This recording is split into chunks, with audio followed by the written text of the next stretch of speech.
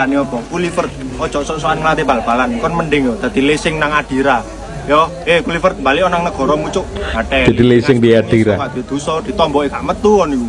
Ya 5-1 tim nasional kita kalah dari Australia. Baru kali ini kita nonton sepak bola Indonesia kayak nonton Barca. Ya, kayak Barca waktu digulung Munchen. Nah, rasanya kira-kira begini. Rontok.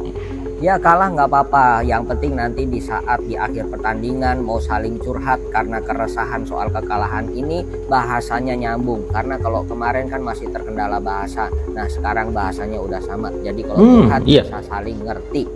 Memang agak mengejutkan ya starting line up-nya begini ya. Gua agak heran juga Joaon sama Strike diturunin dan malah Ivan Jenner dan Pelupesi yang naturalisasinya sudah dikebut tapi malah nggak dimainin. Tagar Patrick Kluivert out trending usai timnas Indonesia kalah memalukan dari Australia. Erick Thohir diminta segera pecat. Tagar Patrick Kluivert out langsung menjadi trending di media sosial X usai timnas Indonesia dihajar 1-5 oleh Australia. Timnas Indonesia harus pulang dengan tangan hampa saat melawan Australia di ronde ketiga kualifikasi Piala Dunia 2026 zona Asia.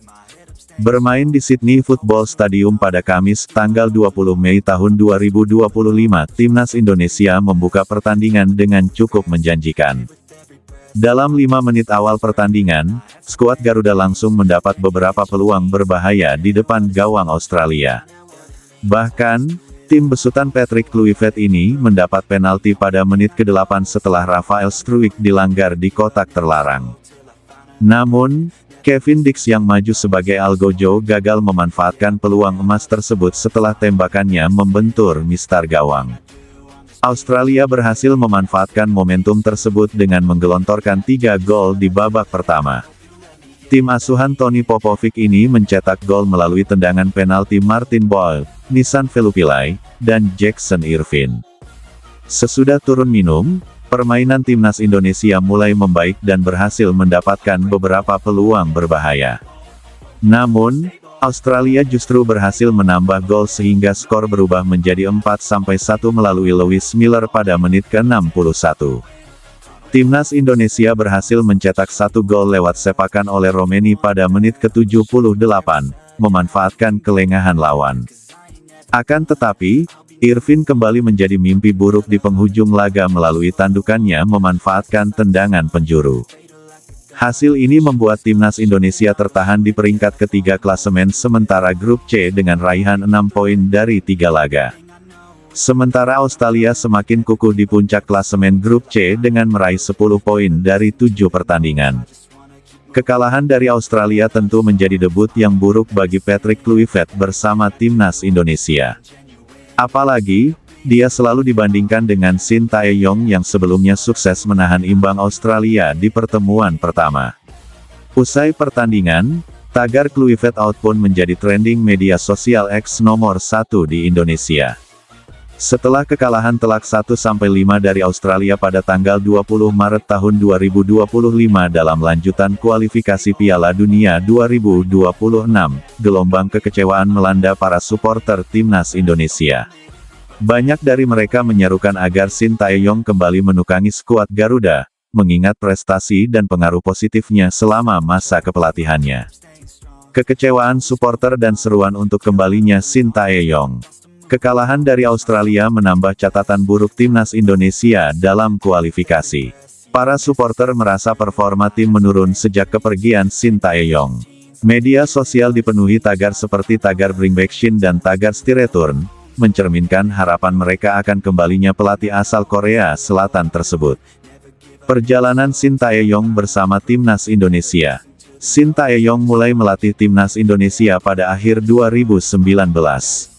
Di bawah asuhannya, Indonesia menunjukkan peningkatan signifikan, termasuk lolos ke putaran final Piala Asia 2023 dan mencapai final Piala AFF 2022. Pada April tahun 2024, kontraknya diperpanjang hingga 2027, namun pada Januari tahun 2025, ia memutuskan mundur karena alasan pribadi. Reaksi Shin Tae-yong terhadap dukungan supporter. Saat meninggalkan Indonesia pada Januari tahun 2025, ratusan supporter mengantarnya di Bandara Soekarno-Hatta. Mereka menyanyikan yel-yel dan memberikan dukungan moral. Shin Tae-yong mengaku terharu dan berterima kasih atas dukungan tersebut. Ia juga mengungkapkan telah menerima tawaran melatih dari negara lain, namun memilih untuk istirahat sejenak. Pandangan PSSI dan Patrick Kluivert. Patrick Kluivert, yang menggantikan Shin Tae-yong, menyadari ekspektasi tinggi dari supporter. Ia mengakui bahwa standar yang ditetapkan pendahulunya menjadi tolok ukur bagi dirinya.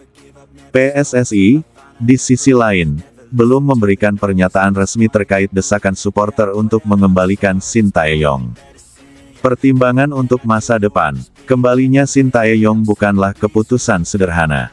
Selain faktor kontrak dan kesepakatan profesional, kesiapan mental dan fisik sang pelatih juga harus dipertimbangkan.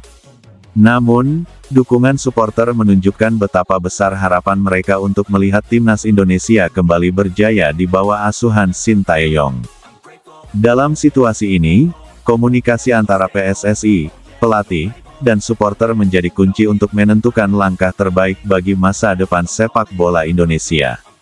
Pada Oktober tahun 2024, Timnas Indonesia menjalani 2 laga penting dalam lanjutan ronde ketiga kualifikasi Piala Dunia 2026 zona Asia, menghadapi Bahrain dan China. Hasil dari kedua pertandingan tersebut tidak sesuai harapan, memicu kekecewaan dari berbagai pihak, termasuk Presiden Prabowo Subianto. Kekecewaan ini mendorongnya untuk meminta Ketua Umum PSSI, Erick Thohir, mempertimbangkan kembali peran Shin Tae-yong sebagai pelatih kepala menjelang pertandingan melawan timnas Bahrain. Laga melawan Bahrain, kontroversi dan kekecewaan. Pada tanggal 10 Oktober tahun 2024, timnas Indonesia bertandang ke Stadion Nasional Bahrain. Pertandingan berlangsung sengit, dengan Indonesia sempat unggul 2-1 hingga menit-menit akhir. Namun, kontroversi muncul saat wasit asal Oman, Ahmed Al-Kaf, memberikan tambahan waktu yang dianggap tidak wajar.